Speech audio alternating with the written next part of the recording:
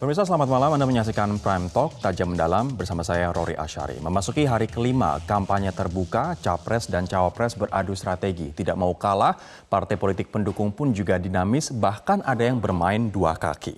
Nah, seperti apakah perbandingan strategi dalam masa kampanye terbuka ini antara kedua Capres, Cawapres dan juga parpol yang mendukungnya? Namun sebelumnya kita akan lihat terlebih dahulu. Ini data menarik yang disampaikan dan juga ditulis oleh tirto.id terkait dengan perbandingan kampanye antara Kiai Haji Ma'ruf Amin dengan Prabowo Subianto dari sisi usia. Dalam artikel yang berjudul Saat Kiai Sepuh Meng-KO Mantan Jenderal. Kita lihat bersama data menarik ini pemirsa. Kalau misalnya kita perhatikan lebih dahulu, usia dari Kiai Haji Ma'ruf Amin adalah 76 tahun, sementara Prabowo Subianto adalah 67 tahun. Namun ternyata usia tidak menghalangi Pak Kiai untuk jauh lebih banyak berkampanye dan melakukan kunjungan-kunjungan ke seluruh Indonesia. Kita lihat dari periode 24 September 2018 sampai dengan 6 Maret 2019, Sang Kiai telah melakukan 251 kali kunjungan ke 16 provinsi. Nah, paling banyak adalah ke Jawa Barat dengan 56 kali kunjungan, DKI Jakarta 45 kali, Banten 39 kali. Ketiga provinsi ini memang dalam tanda kutip merupakan PR bagi Sang Kiai untuk menaklukkan ketiga battleground ini. Sementara 75 kunjungan dilakukan oleh Pak Kiai di luar Jakarta. Bandingkan dengan Prabowo Subianto yang nampaknya kalah agresif begitu dibandingkan dengan Kiai Haji Ma'ruf Amin. Dari tanggal 24 September sampai 6 Maret 2019, Prabowo baru melakukan kunjungan 64 kali. Ini ada di 11 provinsi. Yang paling banyak dikunjungi Prabowo adalah Jawa Tengah 13 kali, kemudian Jawa Timur 21 kali, dan juga DKI Jakarta. Jawa Tengah dan Jawa Timur bisa dikatakan merupakan daerah kemenangan bagi Jokowi di tahun 2014, maka dari itu tim dari Prabowo bahkan sampai membuat markas pemenangan begitu di Solo, Jawa Tengah dan juga menggarap Jawa Timur yang merupakan basis NU, di mana di sana di tahun 2014 Prabowo kalah sekitar 1,4 juta suara dari Jokowi. Sementara di luar Jakarta, Prabowo melakukan kunjungan ke 43 kabupaten kota di luar Jakarta. Nah, BPN pun mengatakan bahwa strategi Prabowo memang 5-2. Artinya 5 berkampanye di Jawa, sementara 2 adalah di luar Jawa begitu. Namun Andi Arief menariknya, politisi dari Partai Demokrat pernah mengkritik Prabowo dengan mengatakan bahwa Pilpres itu memilih presiden. Jadi kalau Pak Prabowo tidak mau keliling Indonesia aktif, nggak ada rumus ajaib untuk menang.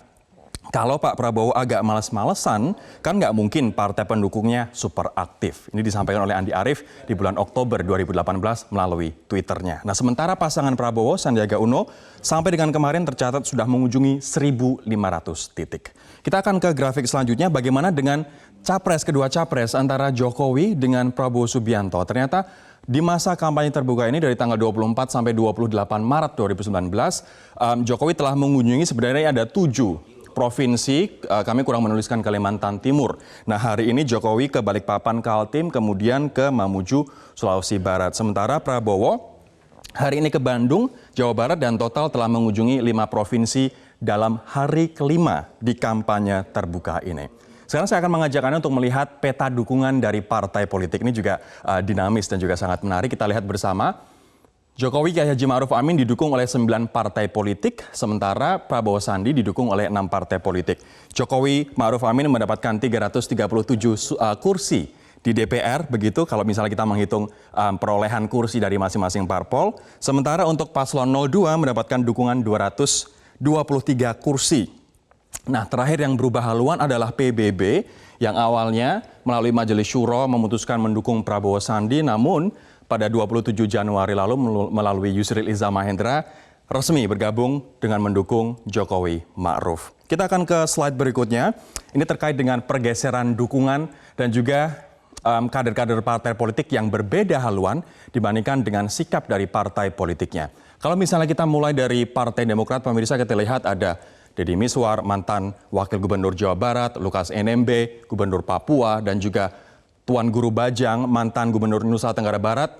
Ini tidak sesuai dengan jalan yang ditempuh oleh Partai Demokrat yang mendukung Prabowo Sandi, namun justru mereka mendukung Jokowi Ma'ruf. Tidak ketinggalan dengan Golkar, Erwin Aksa beberapa waktu yang lalu dipecat dari kepengurusan Partai Golkar dikarenakan mendukung Prabowo Sandi di tengah Golkar yang mendukung Jokowi Ma'ruf. Nah, PAN nampaknya tercatat paling banyak nih yang kader-kadernya juga berpindah haluan begitu, tidak sesuai dengan suara dari partainya. Data ini kami dapatkan dari Bang Bara Hasibuan, Waketum PAN. Terakhir hari ini DPW PAN Maluku mengumumkan bahwa mereka pindah haluan begitu, mendukung Jokowi Ma'ruf. Kemudian tanggal 25 Maret, Gubernur Riau Syamsuar, kader dari PAN, orasi di kampanye Jokowi, dan list ini masih terus berjalan ke bawah. Dan ini belum termasuk Bima Arya yang merupakan wali kota Bogor yang mendukung Jokowi Ma'ruf, bukannya mendukung pasangan calon yang didukung oleh partainya PAN, yakni Prabowo Sandi. Nah, pertanyaannya kemudian apa sebenarnya fokus dari kampanye kedua paslon di sisa 20 hari terakhir menjelang hari pencoblosan, dan juga bagaimana parpol-parpol ini kemudian menyikapi terkait dengan kader-kadernya yang berpindah haluan. Kita akan berbincang nanti dengan 4 orang narasumber. Namun sebelum itu kita akan melihat terlebih dahulu kanal sosial media yang seperti biasa pemirsa bisa Anda manfaatkan untuk menyuarakan aspirasi Anda begitu di Prime Talk. Ada melalui Twitter, kemudian Facebook, dan juga Instagram Metro TV Newsroom. Jangan lupa hashtagnya Adu Kuat Kampanye dan juga hashtag Prime Talk. Kita akan berbincang dengan 4 orang narasumber, 3 diantaranya hadir di studio. Ada Kang Aceh Hasan Syadzili, juru bicara TKN Jokowi Amin. Kang Aceh, selamat malam. Malam. Apa kabar? Baik, alhamdulillah. Ada juga Bang Bara Hasibuan, Waketum PAN. Bang Bara, selamat malam. Malam, Bro. Ada juga Mas Yunarto Wijaya, Mas Toto, Direktur Eksekutif Carta Politika. Apa kabar Mas Toto? Kabar baik, selamat malam. Dan melalui sambungan telepon, Bang Ferry Juliantono, Waketum Partai Gerindra. Apa kabar, ya, Bang Ferry? Baik, selamat malam semuanya. Selamat malam, Bang Ferry. Saya akan ke Kang Aceh terlebih dahulu. Ini masa kampanye terbuka tinggal 16 hari. Kemudian nanti masa tenang 3 hari, kemudian hari pencoblosan. Apa fokus dari kampanye Jokowi Amin di sisa-sisa last minute ini? Ya, kita memang mengidentifikasi beberapa daerah ya, yang dinilai dalam Pilpres 2014 yang lalu dan dalam perhitungan survei internal kita mengatakan bahwa daerah tersebut memang masih agak lemah begitu ya. Di mana aja itu? Misalnya apa yang dilakukan oleh Pak Jokowi di Aceh, di Riau, kemudian di yang sekarang di Sulbar ya. Ini artinya Sumatera memang belum solid begitu? Ya, itu terbukti memang dalam 01. berbagai survei gitu ya, menunjukkan bahwa memang tingkat elektibilitas kami belum maksimal. Oleh karena itu kedatangan Pak Presiden dan tentu Abake Ma'ruf Amin yang memang akan difokuskan ke beberapa daerah seperti Jawa Barat dan Banten, itu akan menjadi salah satu dari strategi kita agar elektibilitasnya semakin maksimal. Ini menarik karena dari perkembangannya Kiai Haji Ma'ruf Amin seolah-olah diminta untuk fokus di 3 daerah, di Banten, DKI Jakarta, dan juga di Jawa Barat. Ya. Bagaimana hasilnya setelah Kiai Haji Ma'ruf Amin begitu rajin puluhan kali mengunjungi 3 daerah tersebut? Saya kira trennya sudah semakin optimistik kita ya. Karena apa? Karena misalnya kayak survei terakhir yang dilakukan oleh Carta Politika, Banten sama Jawa Barat sudah menunjukkan hasil yang relatif lebih baik, sudah unggul. Kemudian yang terakhir saya kira juga tadi yang disampaikan oleh CSIS juga menunjukkan tren yang positif begitu. Jadi apa yang dilakukan oleh Abake Ma'ruf Amin dan juga Pak Jokowi yang secara intens di Jawa Barat dan di beberapa tempat yang kami nilai itu masih sangat lemah, menunjukkan tren yang positif. Saya sekarang akan ke Bang Ferry. Bang Ferry, kemudian apa fokus dari Pak Prabowo dan juga Bang Sandi di sisa belasan hari ini nanti menjelang pencoblosan? Sebenarnya sebelum itu kita sebenarnya diuntungkan secara tidak langsung terhadap hasil pasca debat yang ketiga. Kami merasakan ada pengalihan swing voters dari pemilih yang sebelumnya bisa jadi memilih pasangan 01 pindah ke kami. Kemudian juga ada musibah yang dialami oleh pimpinan partai pendukung koalisi 01 yang kemudian itu juga menyebabkan ada migrasi yang seperti yang disampaikan oleh teman-teman di LIBI itu juga. Nah, pada saat sekarang kunjungan kegiatan lapangan kampanye dalam 3 hari yang sudah kami lakukan ini, kalau lihat dari Google Trend menunjukkan peningkatan sangat signifikan terhadap elektabilitas dari kami, dan itu dibuktikan dari membludaknya, membanjirnya seluruh peserta kampanye terbuka baik yang dilakukan oleh Pak Prabowo Subianto maupun Pak Sandiaga. Membanjirnya masa di kampanye terbuka itu luar biasa, dan kemarin apalagi kegiatan Pak Sandiaga Uno yang ada beberapa titik yang segmented ke pemilih milenial, diikuti ribuan, puluhan ribu kemarin di Sragen juga. Bang Ferry. Diikuti. Jadi menurut saya ini tambahan yang pemilih milenial yang sebelumnya belum memutuskan, sekarang sudah mulai. Jadi angkanya menurut saya memang baik, dan saya setuju bahwa kami akan menggenjot habis-habisan kegiatan kampanye ini dengan format-format yang kita spesifikasikan untuk kepentingan per daerahnya dan per segmennya. Bang Ferry, ini kami harus jeda terlebih dahulu sambil kami memperbaiki teknis soal suara Anda, karena suara Anda tidak terlalu jelas begitu didengar di studio. Nanti kami akan kembali lagi untuk berbincang dengan Bang Ferry dan juga teman-teman yang lain. Sesaat lagi tetaplah bersama kami di Prime Talk. Mas Toto, tadi dikatakan bahwa nggak dapat apa-apa, PAN nggak dapat apa-apa. Menurut Bang Bara, bilang mendukung Prabowo Sandi. Sementara cocktail efeknya akan lebih gede kalau misalnya mendukung Jokowi Ma'ruf. Anda setuju dengan hipotesa itu? Tadi Bang Bara sudah mengatakan hipotesa semuanya ya, tapi yang saya lihat apa yang dilakukan oleh PAN Demokrat sebenarnya mirip dan sangat taktis dengan alasan yang sama, bahwa mereka tidak mendapatkan keuntungan apapun di atas kertas dengan majunya Prabowo dan Sandi yang dua-duanya dari Gerindra. Dan memang kemudian terbukti dalam data historis selama hampir 6 bulan kampanye, kedua partai ini stuck. Sementara Gerindra mengalami kenaikan cukup signifikan. PKS pun mendapatkan kotel efek. Mungkin karena memang basis dari 2014 konsisten bertahan sampai sekarang. Tapi apakah memang ada kotel efek misalnya dengan kalau dari awal PAN mendukung hipotesa, Jokowi? Poin saya adalah yang dilakukan sudah tepat. Kenapa? Contoh tadi apa yang terjadi di Maluku. Atau misalnya tadi sempat disebut Sulawesi Utara. Atau Demokrat bahkan beberapa DPW-nya secara resmi kemudian menyatakan dukungan pada Jokowi Amin, dan menurut saya didiamkan juga begitu ya. Seperti Pak Dekarwo, itu daerah terbesar misalnya. Jadi menurut saya memang ini langkah taktis ketika membaca ada daerah-daerah yang sudah pasti Jokowi yang jauh lebih kuat, otomatis di situ atribut terkait Prabowo Sandi yang menjadi beban itu harus dilepas.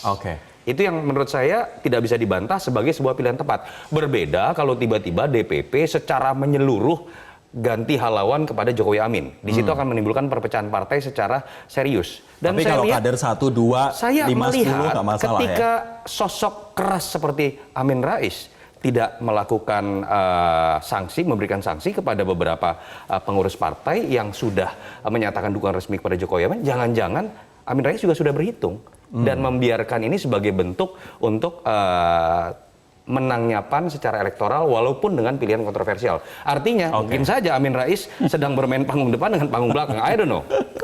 Bang Bara, Pak Amin Rais betulkah sedang memainkan panggung depan dan panggung belakang agar menyelamatkan elektabilitas partai?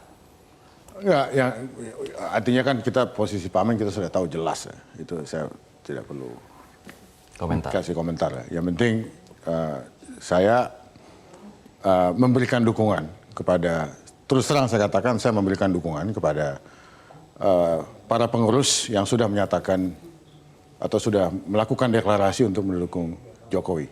Satu itu berdasarkan realita politik di daerah masing-masing. Kebutuhan akan PAN untuk mendapatkan suara signifikan di daerah masing-masing. Dan kedua, kita juga harus melihat ini juga ada faktor hati nurani. Ya mereka menganggap memang Jokowi pantas untuk dipilih kembali.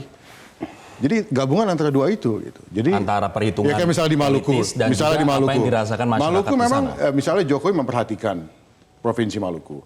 Sudah 4 atau 5 kali datang ke sana. Itu mungkin presiden yang terbanyak dalam sejarah Indonesia yang berkunjung ke provinsi seperti Maluku. Sulawesi Utara juga begitu ya.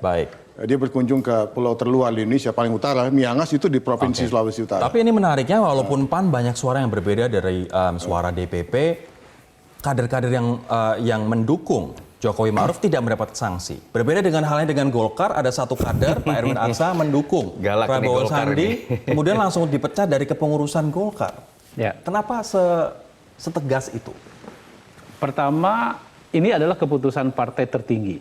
Dukungan terhadap Pak Jokowi itu adalah hasil dari forum apa yang disebut dengan musyawarah nasional luar biasa. Kita harus konsisten terhadap keputusan tersebut karena ini menyangkut dengan marwah partai. Ya.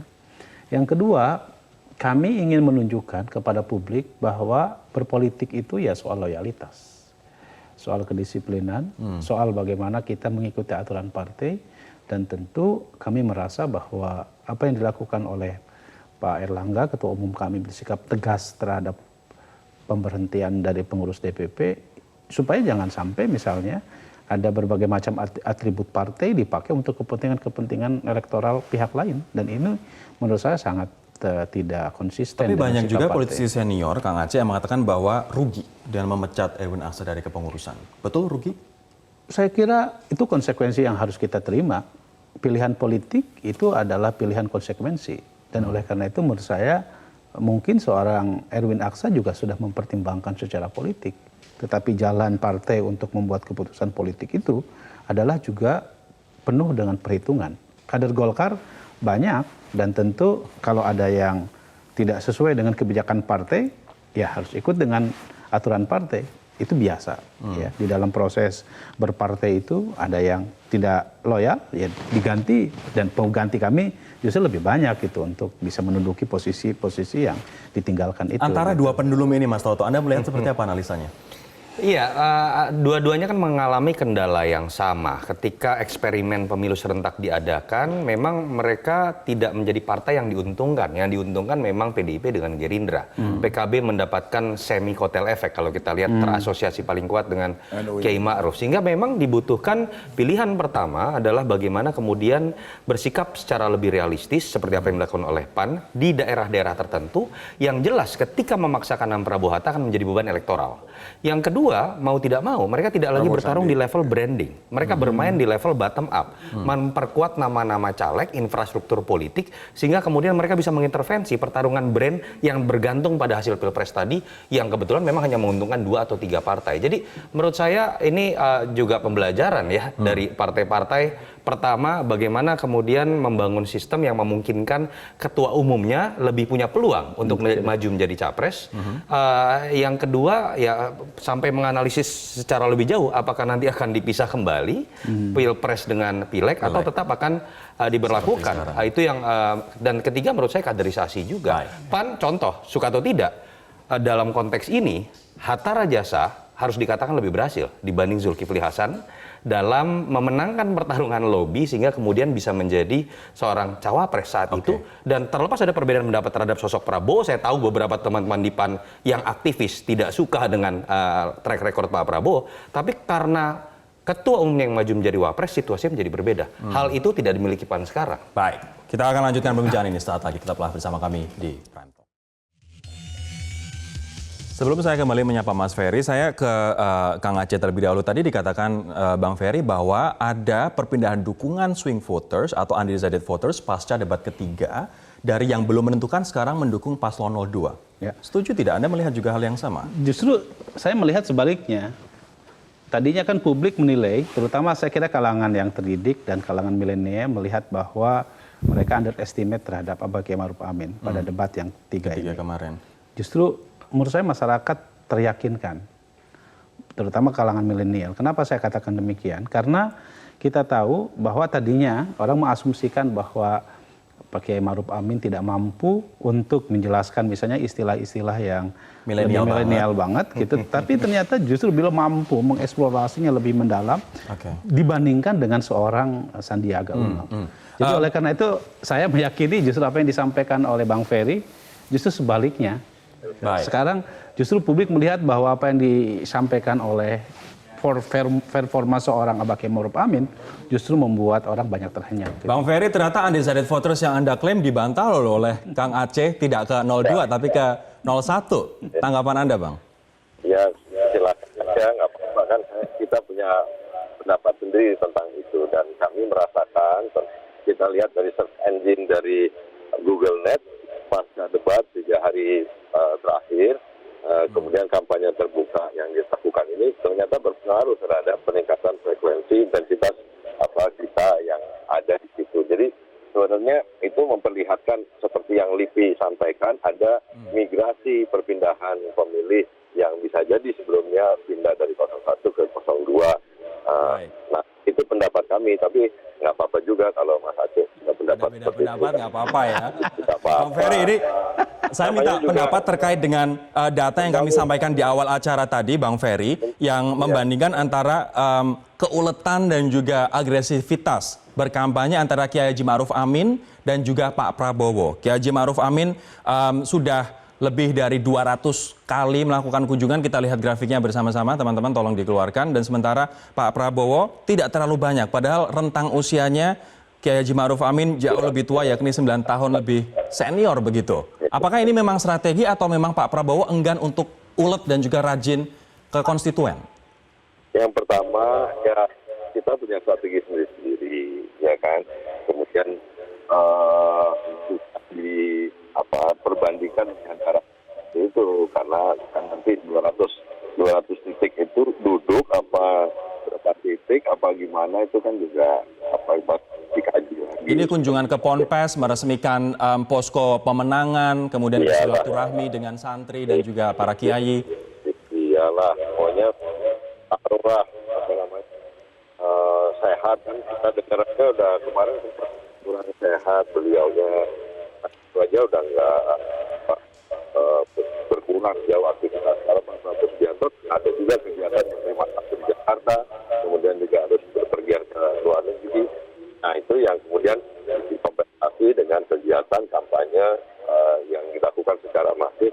Makanya kalau wakil presiden kita Pak Sandiaga Uno ke hampir 1.500 titik. Jadi ya kalau dari situ 1.500 sama 200 pun juga saya masih agak kurang yakin juga sih sebenarnya. Tapi nggak apa-apa, taruhlah 200.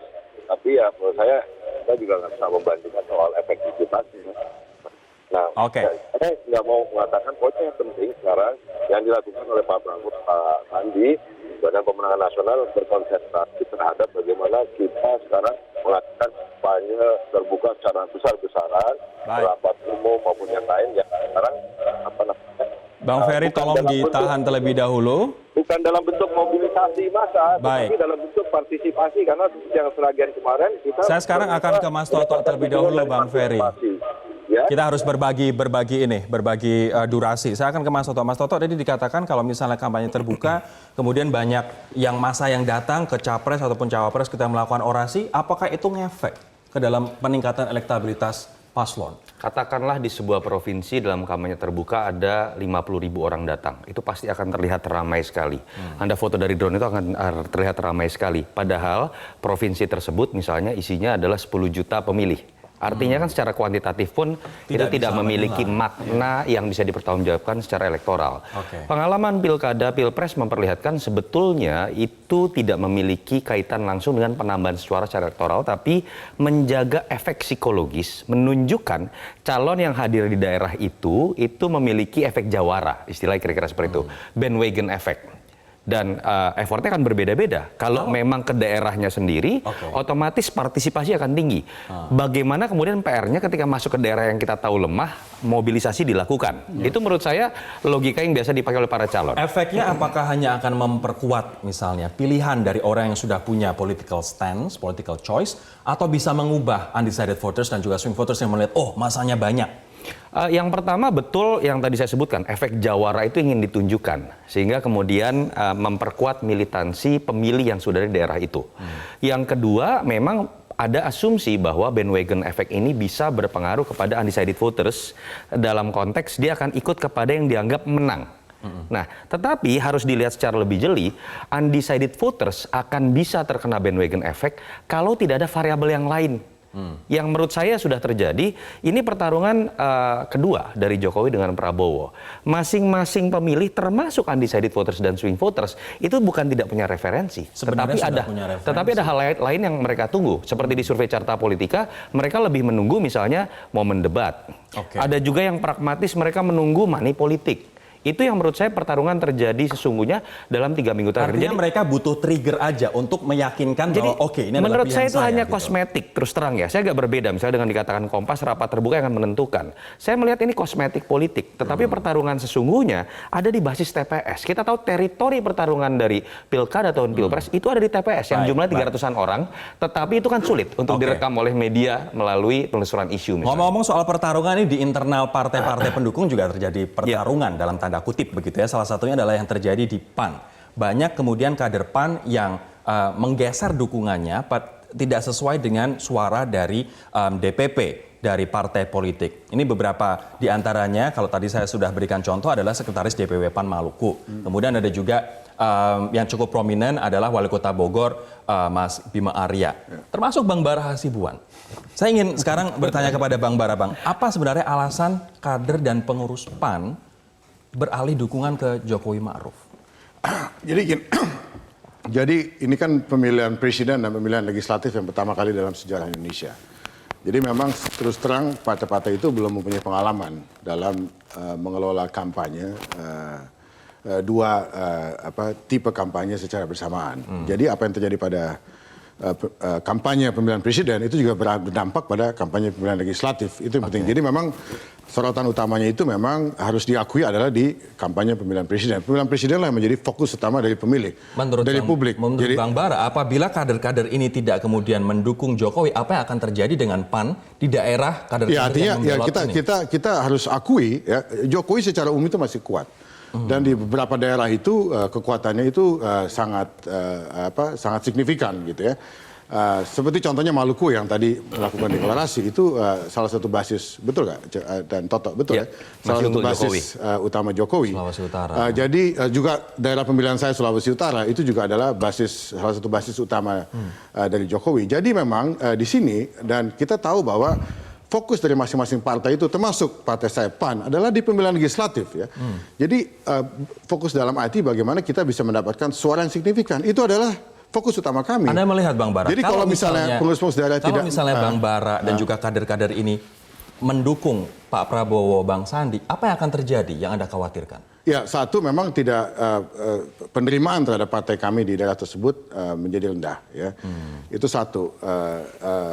Dan yang kedua memang harus diakui Rory ini kami juga tidak mendapatkan apa-apa dari pencalonan terhadap Prabowo ini. Tidak ada kotel efek. Toto mungkin bisa mendukung argumentasi saya tersebut. Jadi dalam hampir semua survei ya, termasuk saya pikir carta politika itu kotel efek yang diterima oleh PAN, dinikmati oleh PAN terhadap pencalonan Prabowo itu sangat minimum. Baik. Jadi apa yang kami dapat dari sini, sedangkan kepentingan kami adalah bagaimana kami bisa mendapatkan suara signifikan. Dan dari berbagai survei itu memang posisi kami masih sangat kritis. Saya akan ke Bang Ferry. Bang Ferry dikatakan mendukung Pak Prabowo tidak ada koktail efeknya. Apa yang didapat oleh partai pendukung salah satunya PAN? Dapat apa juga kalau dukung Jokowi Ma'ruf Amin? Itu kan lebih parah lagi.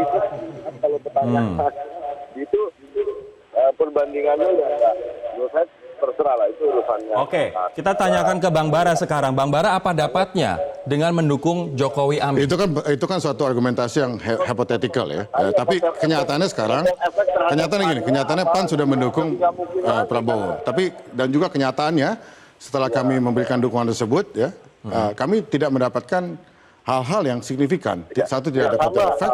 Kedua, dalam berbagai survei kami masih sangat rendah. Jadi kalau masalah beberapa pengurus daerah merasa mereka harus melakukan penyesuaian ya dalam memberikan dukungan terhadap calon presiden, itu sangat bisa dimengerti. Bang Ferry, silakan.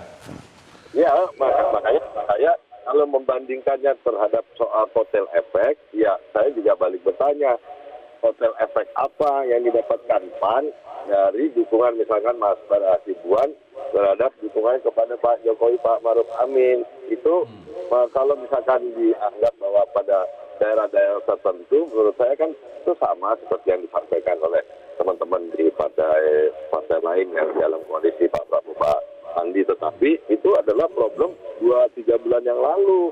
Tapi ketika sekarang terjadi konsolidasi yang sudah semakin integratif, bahkan sudah hampir sekarang menjelang tanggal 17 kurang dari 20 hari, konsentrasi pilihan apa yang harus dilakukan bukan yang seperti disampaikan Mas Bara, yang dilakukan sekarang adalah bagaimana memaksimalkan fungsi kerja partai koalisi untuk meningkatkan elektabilitas pasangan capres dan cawapres yang sudah didukung. Ya, kalau ada koalisi Mas Bara Hasibuan, menurut saya ya nggak apa-apa, biasa juga. Tetapi baik, nggak apa-apa, biasa juga ya. Yang kita lakukan juga semakin bertambah, harusnya bertambah kuat, nggak apa-apa. Biasa kok itu. Baik, Mas Ferry Juliantono, terima kasih Waketum Partai Gerindra telah bergabung bersama kami. Sayangnya Anda tidak datang ke studio, sayangnya Anda di dapil begitu. Namun terima kasih sekali lagi telah bergabung bersama kami di Pram Talk. Kita akan lanjutkan perbincangan kita di kesempatan yang lain. Pemirsa, kami akan berlanjut usaha jeda berikut ini. Setelah ini saya akan tanyakan ke Mas Toto, betulkah dengan mendukung Jokowi Haji Ma'ruf Amin, PAN mendapatkan koktail efek yang lebih besar dibanding mendukung Prabowo Sandi? Kami akan membahasnya sesaat lagi. Selain soal peralihan dukungan dari kader dan juga pengurus beberapa parpol ke capres yang lain begitu, saya juga ingin menyoroti terkait dengan banyaknya kunjungan yang dilakukan atau safari politik yang dilakukan oleh kedua paslon. Mas Toto, ini tadi di awal kita juga sudah membahas bahwa Kiai Haji Ma'ruf Amin luar biasa, ada 200-an kali kunjungan yang dilakukan, sementara Pak Prabowo tidak terlalu banyak. Masih kalah daripada Kiai Haji Ma'ruf Amin sekitar 60-an kunjungan begitu.